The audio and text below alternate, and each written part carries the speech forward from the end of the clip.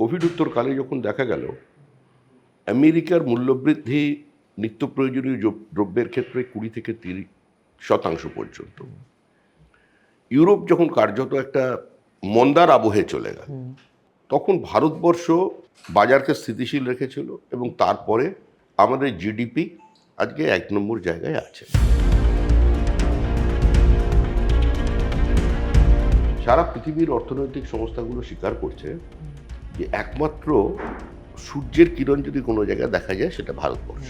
দুর্ভাগ্য এটাই যে ভেন্ডেটা পলিটিক্স এমন পর্যায়ে পৌঁছেছে পশ্চিমবঙ্গে যে শুধুমাত্র মোদী বিরোধিতা বা কেন্দ্র বিরোধিতার কারণে এ রাজ্যের প্রান্তিক দরিদ্র মানুষ, অসংগঠিত শ্রমিক তারা বঞ্চিত হচ্ছে। এই সরকারটাকে ক্ষমতায় রেখে পশ্চিমবঙ্গের ভবিষ্যৎ প্রজন্মকে বাঁচানো যাবে না। ভেন্ডেটা পলিটিক্স, ঘৃণার রাজনীতি, বিভাজনের রাজনীতি, ধর্মীয় মেরুকরণের রাজনীতি, মৌলবাদের কাছে আত্মসমর্পণের রাজনীতি আমাদের এমন জায়গায় পৌঁছে গেছে যে আমাদের চিন্তা করার কোনো নতুন জায়গা।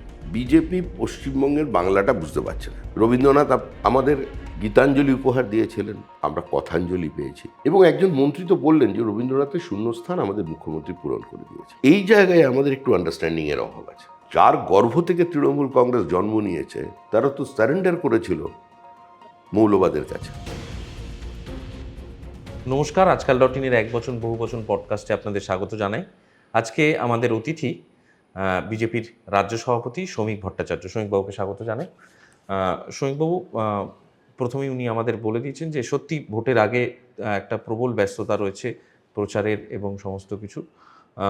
তো আমি প্রাথমিকভাবে শ্রমিকবাবুর কাছ থেকে জানতে চাইব যে ম্যানিফেস্টো যেটা প্রকাশিত হয়েছে বিজেপির এবং সামগ্রিক যে পরিকল্পনা রয়েছে বিজেপির, যদি বিজেপির সরকার গঠিত হয় এবং চাই নিয়ে, তো আমি প্রাথমিকভাবে যে জানতে চাইব যে বর্তমানে যে অবস্থায় রাজ্য রয়েছে এবং সেই জায়গা থেকে ঠিক কোন দিকে, কোন গতিপথে রাজ্যকে পরিচালনা করার কথা বিজেপি ভাবছে। রাজ্যের আয় বাড়াতে হবে, স্টেট এক্সচেকারকে আরও বেশি স্ফীত করতে হবে। একটা সোশ্যাল ওয়েলফেয়ার পলিটিক্সে প্রান্তিক মানুষের জন্য সহায়তা থাকে, এটা সারা পৃথিবী জুড়ে আছে। পৃথিবীতে এখনও এমন কোনো রাজনৈতিক ব্যবস্থা, মতবাদ কিংবা অর্থনৈতিক গতিপথ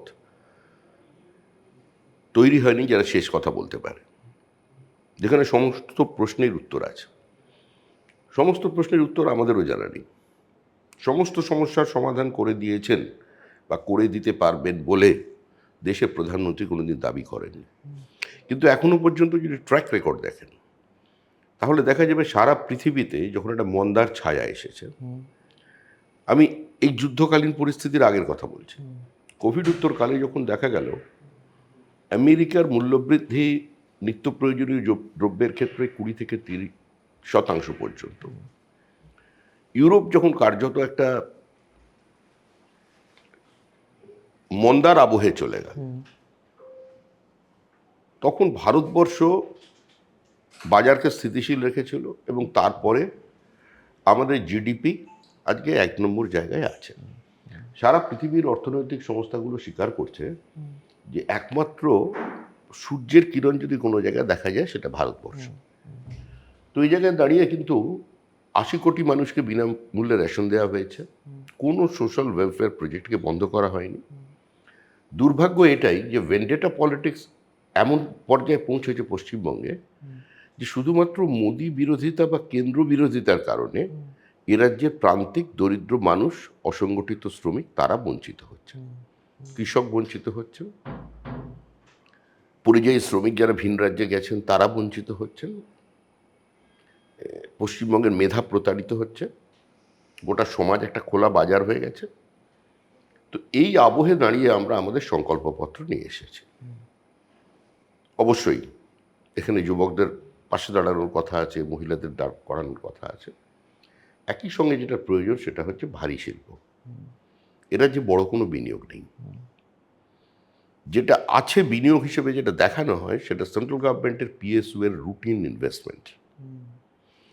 এখন রিলায়েন্স বিনিয়োগ করছে, কোথায় বিনিয়োগ করছে? তারা মাটির নিচে তাদের যে কেবল সেটা লাগাচ্ছে, সেটা তো আগে থেকেই ঠিক ছিল তাদের ব্যবসায়, এটাকে কোনো বিনিয়োগ ধরা যায় না। দেউচা পাচামিতে কি হচ্ছে সেটা কেউ জানে না পৃথিবীর। আপনারা যদি সাংবাদিকরা যান আক্রান্ত হয়ে যাবেন। দেউচা পাচামি শুধুমাত্র একটা গল্প। এর আগে আদানির পোর্ট, সেটাও মানুষ জেনে গিয়েছে প্রকৃত তথ্য কি। মুখ্যমন্ত্রীর মঞ্চে যারা দাঁড়িয়ে থাকেন, যারা বলেন এত ভালো শিল্পবান্ধব পরিস্থিতি আগে কোনোদিন তৈরি হয়নি, তারা 10 বছরের তাদের ব্যালেন্স শিট দেখে নিন, তারা ভিন রাজ্যে বিনিয়োগ করছে। এরা যে প্রপার্টি কেনার জন্য মানুষ টাকা নিয়ে বসে আছে কিন্তু কিনছে না, ওয়েট করছে চেঞ্জের জন্য। কারণ বিশ্ববাজারে বা আজকের উদার উন্মুক্ত অর্থনীতিতে তো বাজারের ক্ষমতা কিন্তু শিরোধার্য সবাই করে নিচ্ছে। এখন সেটাই যে শেষ কথা বা এর মধ্যে দিয়ে মানুষের সমস্ত সমস্যার সমাধান করে যাবে, এটা বলাটা ঠিক নয়। কারণ অর্থনীতির ভলিউম বৃদ্ধির সঙ্গে সঙ্গে সেই তুলনায় কর্মসংস্থান বাড়ছে না। টেকনোলজিকে অ্যাডাপ্ট করতেই হবে। এই যে বাড়ছে না, এটা একজন অ্যাকাডেমিশিয়ানের কাছে বা একজন ইকোনমিস্টের কাছে এটা একটা একাডেমিক চ্যালেঞ্জ, আর পলিটিশিয়ানসদের কাছে, অ্যাডমিনিস্ট্রেটরদের কাছে এটা একটা পলিটিক্যাল চ্যালেঞ্জ, অ্যাডমিনিস্ট্রেটিভ চ্যালেঞ্জ। এর মাঝখান দিয়ে একটা রাস্তা বার করার চেষ্টা হচ্ছে। পশ্চিমবঙ্গের যে পোটেনশিয়ালিটি আছে, সারপ্লাস পাওয়ার, uninterrupted water supply, barred land, topographical advantage, north ইস্টের গেটওয়ে, প্রথম বিশ্বে এখান থেকে 4 ঘন্টার মধ্যে পৌঁছে যাওয়া যায়। এখানে মেধা আছে, টাকা আছে, স্কিল্ড লেবার আছে, ম্যান পাওয়ার আছে, তারপরেও এখানে বিনিয়োগ নেই। যে মহারাষ্ট্রের সঙ্গে আমরা কোনো যুগে কম্পিট করতাম ইন্ডাস্ট্রিতে, আজকে সেই মহারাষ্ট্রে এফডিআই 31.6 আর পশ্চিমবঙ্গে 0.6। এই অবস্থাটার পরিবর্তন চাই। কারণ বিনিয়োগ তখনই কোনো রাজ্যে আসবে যদি সেখানে আইন শৃঙ্খলা ঠিক থাকে। তো যেখানে total absence of law and order, total anarchy, পুরোটাই এক্সটর্শন, প্রতি পয়েন্টে পয়েন্টে টাকা দিতে হয়, সেখানে কোন বিনিয়োগকারী আসবে? 1। 2 হচ্ছে এই সরকারের কোনো কম্প্রিহেন্সিভ ল্যান্ড পলিসি নেই। 82% of our cultivated land owned by the small farmers. Lands are fragmented. সেখানে যদি জমি নীতি না থাকে, সেখানে কোনোভাবেই শিল্পপতিদের আসা, বিনিয়োগকারীদের আসা সম্ভব নয়। 3, judiciary, lower judiciary is under threat. তো এই পরিবেশ থেকে মুক্তির রাস্তা একটাই, যে তৃণমূলের বিসর্জন। এই সরকারটাকে ক্ষমতায় রেখে পশ্চিমবঙ্গের ভবিষ্যৎ প্রজন্মকে বাঁচানো যাবে না। কারণ যদি ভারী শিল্প না আসে, অ্যানসিলারিজ যদি না তৈরি হয়, স্টার্ট আপ যদি না এখানে মানুষ করতে চায়, এখান থেকে বিভিন্ন ইনভেস্টররা যদি এখানে না আসে, মেক ইন ইন্ডিয়ার জন্য যদি কেউ মনে করে পশ্চিমবঙ্গের জমিটা সেফ নয়, শিল্পবান্ধব নয়, তাহলে এ রাজ্যে কর্মসংস্থানের সুযোগ সৃষ্টি হবে না।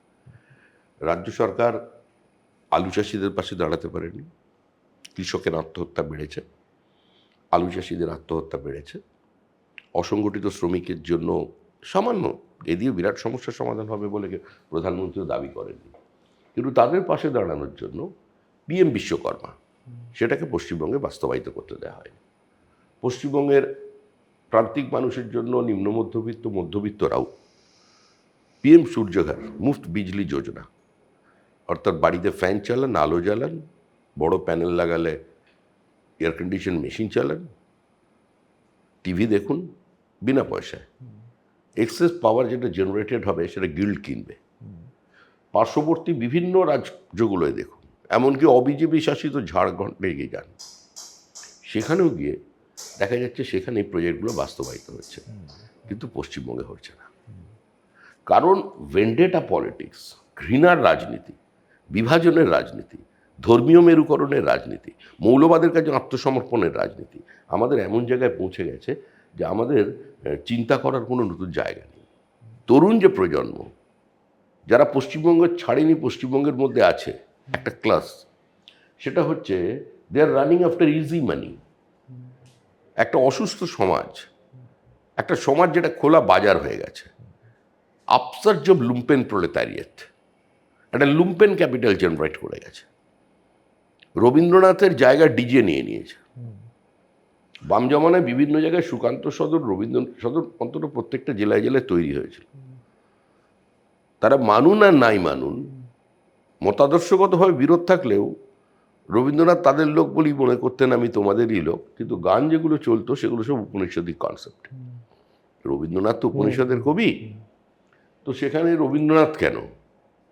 হ্যাঁ, সেখানে অন্য কারোরই কোনো জায়গা নেই। সেগুলো এখন বিয়ে বাড়ি ভাড়া, ডিজে চলছে।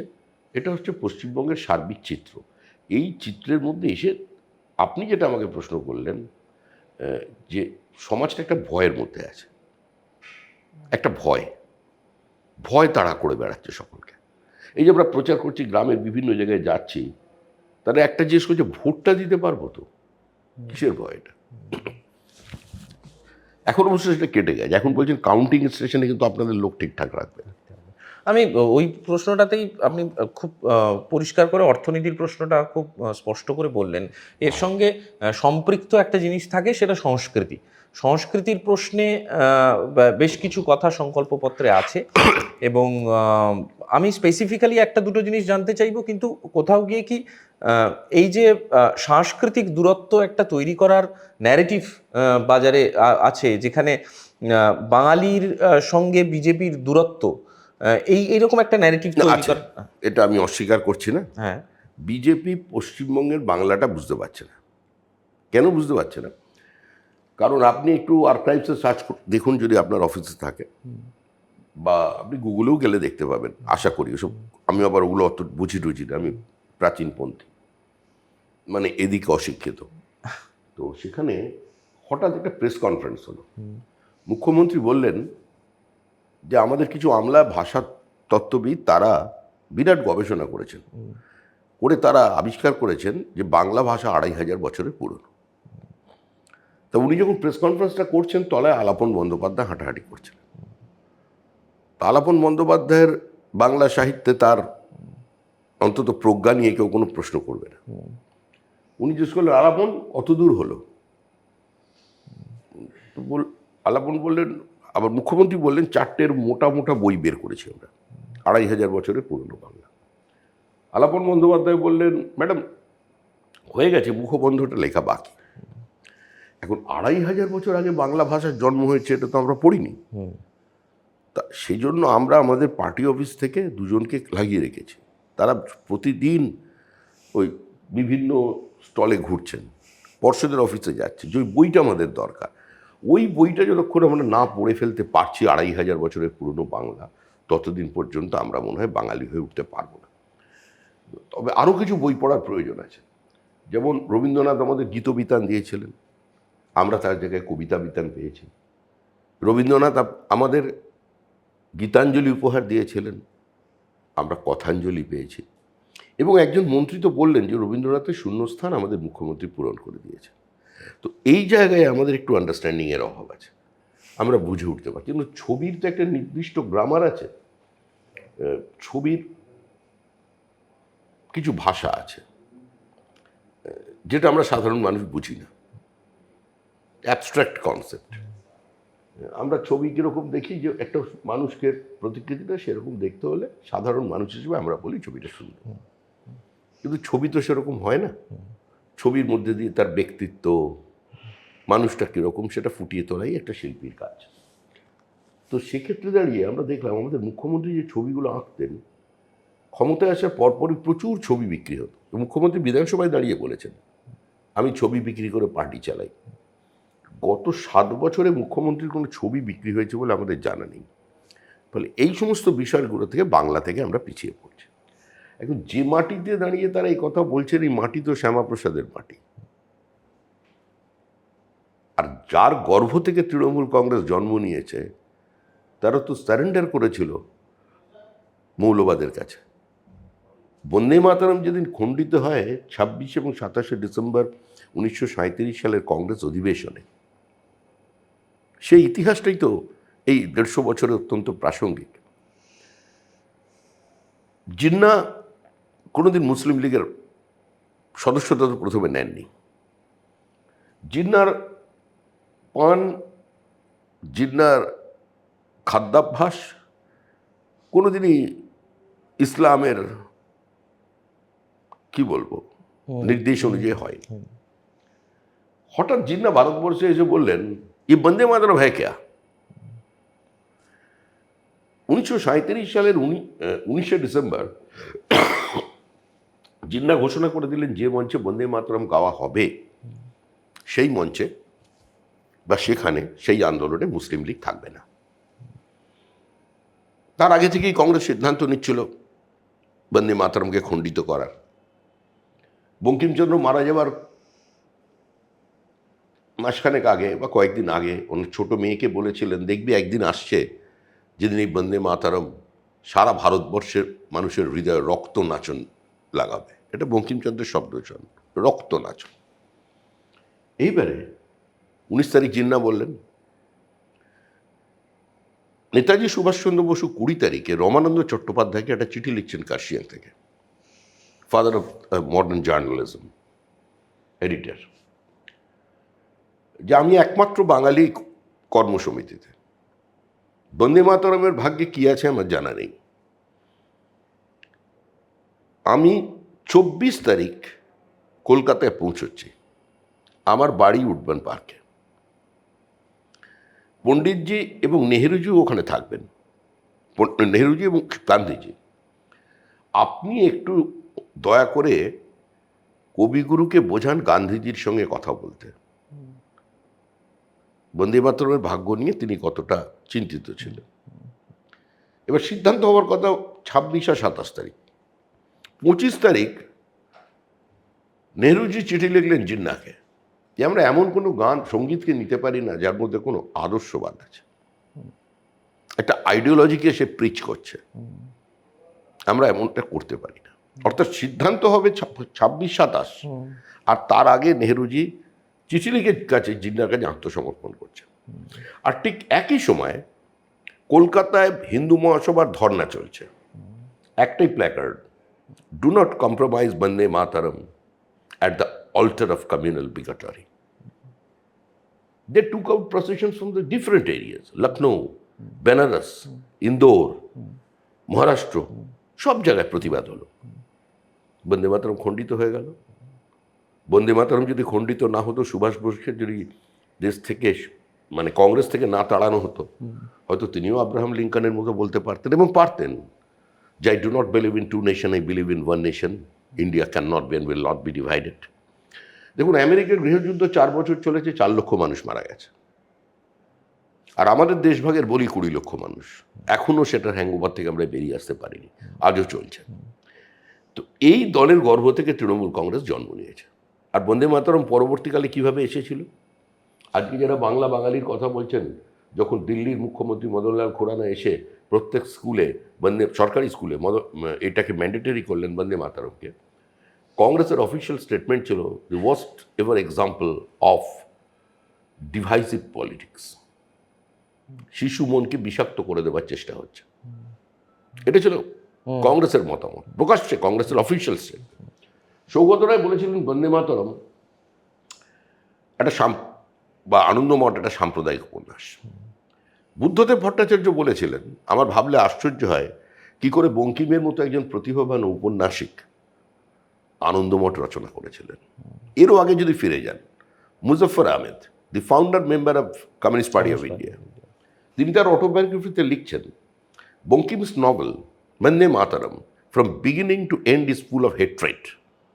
ইট is unacceptable to a Muslim boy who is monotheist by upbringing like me. তো এখন যদি তারা বাংলার কথা বলে কি হবে? রবীন্দ্রনাথ যখন গান্ধীজির কাছে অনুরোধ করেছিলেন যে আপনি একটু অপেক্ষা করুন দিল্লিতে, আমি জালিয়ানওয়ালাবাগের প্রতিবাদ করবার জন্য আমি আপনি একসঙ্গে দিল্লি থেকে পাঞ্জাবে যাব, গান্ধীজি অনুরোধ রাখেননি। চিত্তরঞ্জন দাসকে ডেকে যখন বলেছিলেন এর বিরাট একটা প্রতিবাদ সভা করা দরকার, চিত্তরঞ্জন দাস বলেছিলেন আপনি কি সভাপতিত্ব করবেন? কারণ তখন সভাপতিত্ব করা মঞ্চে একটা বড় ব্যাপার ছিল। বললেন হ্যাঁ। আপনি বক্তব্য রাখবেন? বললেন হ্যাঁ। বলে তুমি মিটিংটা ডাকার ব্যবস্থা করো। বলে গুরুদেব আপনি বক্তব্য রাখবেন, আপনি যখন সভাপতিত্ব করবেন, মিটিংটাও আপনি ডাকুন। রবীন্দ্রনাথ কিন্তু হাতিয়ার হিসেবে তার নাইট উপাধিকে বেছে নিয়েছিলেন। কংগ্রেস আজকে আমাদের সঙ্গে প্রতারণা করেছে। এই দেশভাগের বলি তো বাঙালিরা, কাদের জন্য? The old main war in হারি। যদি সেদিন তারা রুখে দাঁড়াতেন, একটা সিভিল ওয়ার ফেস করতে হতো, কত লক্ষ মানুষ মারা যেত। জিন্নার সে শক্তি ছিল না, মুসলিম লীগের যে শক্তি ছিল না, যে যদি হিন্দুরা তরোয়াল ধরত তাহলে সেদিন লড়াই করতো। গান্ধীজি তার আক্ষেপের কথা 1940 সালে 1944 সালে তার হরিজন পত্রিকায় বারবার লিখেছেন যে যদি সেলফ ডিটারমিনেশনের দাবি নিয়ে এই বিশাল সংখ্যক মুসলমান যদি আরেকটি পৃথক রাজ্যের দাবি করে তাহলে সেটা হবে যদি রেস্ট অফ দ্য পোর্শন আমাদের পপুলেশনে তারা যদি রুখে না দাঁড়ায়। এটা গান্ধীজি বলেছেন। গান্ধীজি কার্যত অসহায়তা প্রকাশ করেছেন। আমি এসআইআর এর প্রসঙ্গে এখান থেকে একটু জানতে চাইবো যে এসআইআর কি শেষ পর্যন্ত ভারতীয় সংবিধানের যে ইনক্লুশনের নীতি, সেই ইনক্লুশনের নীতি থেকে কিছুটা বেরিয়ে যাচ্ছে নাকি? এটা এসআইআর নিয়ে আমরা দীর্ঘ আলোচনা চাই না, কারণ আমার নিজের অবস্থান হচ্ছে, আমার অবস্থান মানে আমি যখন কথা বলছি আমার পার্টির কথা বলছি, যে পুরনো ভোটার লিস্টে ভোট করিয়ে নিন, ইডি সিবিআইকে বাড়ি পাঠিয়ে দিন, তারপরেও ভোট হলে এই নির্বাচনে মমতা বন্দ্যোপাধ্যায় হারবে। কারণ যে নির্বাচনটা হচ্ছে এই নির্বাচনটা বিজেপি তৃণমূলের নির্বাচন নয়, এটা Janata versus Mamata, no vote to Mamata. এটা মানুষ সেট করে নিয়েছে। কালের নিয়মে তৃণমূল চলে যাচ্ছে, কারণ তাদের বৃত্তটা সম্পূর্ণ হয়ে গেছে। রাষ্ট্রবিজ্ঞানের নিয়ম মেনে, সমাজবিজ্ঞানের নিয়ম মেনে তৃণমূল কংগ্রেস চলে যাচ্ছে। আর এসআইআর তো হবেই, এটা একটা প্রক্রিয়া। ভারতীয়রা ভারতবর্ষের ভোটার লিস্টে থাকবেন। আর আমরা তো যা করেছি মমতা বন্দ্যোপাধ্যায়ের অনুপ্রেরণায় করেছি। মমতা বন্দ্যোপাধ্যায় আমাদের দেহ মনে বিরাজ করেন। আগে একটা কথা ছিল না, যে মহাজন গতস পন্থা, মানে এখনো আছে কথাটা, মহাজনরা যে পথে যায় সে পথেই যেতে হয়। তা আমরা দেখেছি মমতা বন্দ্যোপাধ্যায় 2005 সালে উনি একগুচ্ছ কাগজ স্পিকারের টেবিলে ছুঁড়ে ফেলে বললেন ভোটার লিস্টের মধ্যে বাংলাদেশিদের নাম আছে, সিপিএম এই ব্যবস্থা করে রেখেছে বলে চোখের জল ফেলে বেরিয়ে এলেন। তো উনি ফেলে বেরিয়ে এসেছিলেন। আমাদের কাজটা হচ্ছে কি, কংগ্রেসের যে অতৃপ্ত যে বাসনাগুলো থাকে, স্বপ্নগুলো থাকে, সেগুলো বাস্তবায়িত করা। সব তো খারাপ নয়। তো মমতা বন্দ্যোপাধ্যায় ওটা করে ফেলেছিলেন, আমরা সেই পথে হেঁটেছি। দেখুন, কংগ্রেস স্বপ্ন দেখেছিল, কংগ্রেসের নেতা প্রণব মুখার্জিরা দেখেছিলেন ওয়ান নেশন ওয়ান ট্যাক্স, ওরা করতে পারেনি, আমরা জিএসটি করে দিয়েছি। দেশভাগের পরে মহাত্মা গান্ধী, সর্দার প্যাটেল, জওহরলাল নেহরু উদ্বাস্তুদের প্রতিশ্রুতি দিয়েছিলেন, তাদের পাশে দাঁড়ানোর কথা বলেছিলেন, নাগরিকত্বের কথা বলেছিলেন। কংগ্রেস পারেনি, স্বপ্ন দেখেছিল হয়তো, আমরা করে দিয়েছি সিএ। এই যে মহিলাদের জন্য এত চোখের জলে বুক ফাঁসিয়ে দিচ্ছেন, আমরাও ছোটবেলা থেকে শুনেছি, আপনিও আপনার ছাত্র জীবন থেকে শুনছেন যে কিছু কিছু এমন বিষয় আছে যেগুলো নিয়ে আলোচনা হয় কিন্তু কোনো বাস্তবে তার কোনো প্রতিফলন নেই। তার মধ্যে একটা হচ্ছে মহিলা রিজার্ভেশন। তা দিয়ে কী দেখতে পেলেন? একজন মহিলা মুখ্যমন্ত্রী, তিনি মহিলা বিল পাস করতে দিলেন না। এটা তো পশ্চিমবঙ্গের মহিলারা বঞ্চিত হতো। এ তো কারোর কোনো অধিকার খর্ব না করে মহিলাদের জন্য আসন বৃদ্ধি হয়ে যেত। এটাও আমরা করেছি এবং এটা আমরা করব। আমাদের কোনো হিডেন এজেন্ডা নেই। আমরা বলেছিলাম যে সাম্য বিরোধী, নারী সম্ভ্রম বিরোধী, অধিকার বিরোধী 3 তালাক প্রথা বাতিল চাই। অনেকে বলেছেন, কংগ্রেসের পুরনো প্রাচীন নেতাদের আপনি পড়বেন, পার্লামেন্টের ভাষণ টাষণ দেখবেন, এবং কংগ্রেসেও বলেছে, করতে পারেনি, আমরা করে দিয়েছি। এই 370 ধারা বাতিল। কিছু কংগ্রেসের আড়ালে আপনালে স্বীকার করতেন, যেটা ভুল ছিল নেহেরুর, আত্মসমর্পণ ছিল অন্যায় আবদারের কাছে। বি.আর. আম্বেদকরও, বি.আর. আম্বেদকর 370 ধারা করেননি, তিনি অসুস্থ ছিলেন, তার অনুপস্থিতিতে ড্রাফট করা হয়েছে তার সেক্রেটারিকে দিয়ে। তো কংগ্রেসের কিছু নেতা চেয়েছিলেন, সাহস করে বলতে পারেননি, আমরা করে দিয়েছি। কমন সিভিল কোড বিল, যেটা নিয়ে আলোচনা চলছে, সেটা আমরা করে দেবো। আচ্ছা, জন্ম নিয়ন্ত্রণ বাধ্যতামূলক, যার খুশি মতো প্রোডাকশন করছে। দেখুন পশ্চিমবঙ্গের ভোটার লিস্টে 11 জন ধৃতরাষ্ট্র, 2 মাস অন্তর অন্তর প্রোডাকশন, 11 জন ধৃতরাষ্ট্র, 100 সন্তানের পিতা, তাই না? বাবা ছেলের বয়সের পার্থক্য 10, 9 বছর বয়স থেকেই, মানে চমৎকার ব্যাপার। তো এই সমস্ত মানুষকে খুঁজে বার করতে হবে। দাদু নাতি দুজনেই ভোটার, দাদুর বয়স 42, নাতির বয়স 22। ভাই বোনের বিয়ে, স্বামী স্ত্রী, বাবা এক, যদি চলতে পারে নাকি? এটা ধর্মশালা, কোঠা? ঠিক। পৃথিবীর কোনো দেশে এভাবে ঢুকে পড়া যায়? জ্যোতি বসু একসময় বলেছিলেন যে দুর্বল অর্থনীতির থেকে সবল অর্থনীতির দিক কিন্তু মানুষ চায়। It's an international phenomenon. তো ইন্টারন্যাশনাল ফেনোমেনার যেখানে যেখানে হয়েছে তাদের সর্বনাশ হয়েছে। তা আমরা আমাদের মুসলমানদের ভাইদের রুটি রুটিতে হাত দিতে দেবো কেন? আজকে যে অবিজেপি শাসিত রাজ্য কেরালা তামিলনাড়ুতে এত মাইগ্রেন্ট লেবারদের আইডেন্টিটি চেক হলো, তাদের এখানে সরিয়ে দিল, পুশ করে বাংলার পশ্চিমবঙ্গে পাঠিয়ে দিল। তাদের চিহ্নিত করেছে কারা?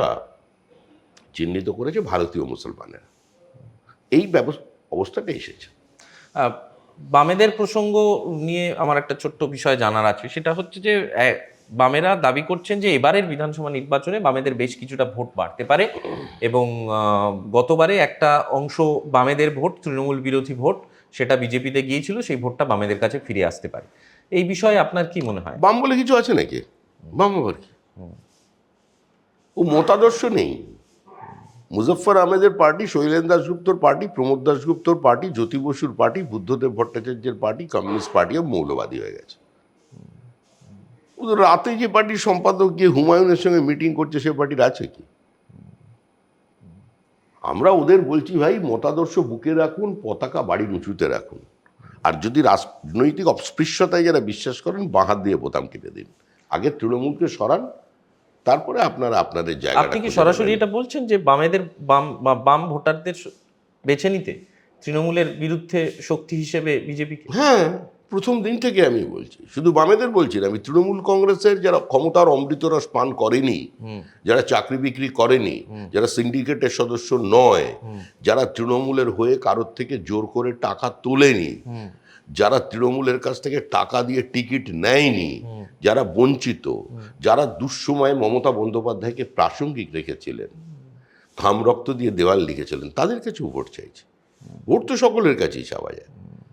যেমন কেউ কেউ আমাকে মজা করে বললেন, শতাব্দীর সবচেয়ে বড় যোগ হচ্ছে পশ্চিমবঙ্গে 294টা আসনে কংগ্রেস প্রার্থী দিয়েছে। It's a joke of the century বলে একজন বললেন। আমি সে যাই হোক, সে যেরকম হয় বলুন, কিন্তু আমি তো আমার ভাই বা বন্ধু শুভঙ্কর সরকার, যিনি সভাপতি আছেন, তাকেও বলবো যে এই ভোটটা তৃণমূলকে সরিয়ে দেবার ভোট। তারপরে অটো পাইলটে তো বিরোধী এর একটা যে স্পেসটা, সেটা কোনো না কোনো দল আসবেই, তখন দেখা যাবে।